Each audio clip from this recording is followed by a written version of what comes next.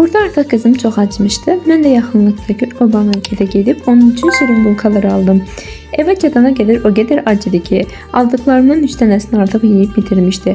Əsl olur ki, balamın qarnı tox olsun, qalan bütün işler bir şekilde yoluna düşər. Düşünürəm ki, hər ana məni başa düşər. Ana üçün ən vacib olan övladdır. O yaxşı, sağlam və xoşbəxt olanda elə bil mənim də bütün işlərim qaydasındadır. Sonra qaynanamla oturub yoldaşımın əşyalarını ikinci evə daşıyıb qayıtmasını gözlədik. Bu arada gözəl qaynanamla söhbət edib vaxtımızı xoş keçirdik. Yoldaşım gələndən sonra biz də hazırlaşıb ikinci evimizə yollandıq. Maşına minməzdən əvvəl bu anlar bizə xatirə qalsın deyə bir neçə kadr çəkdim.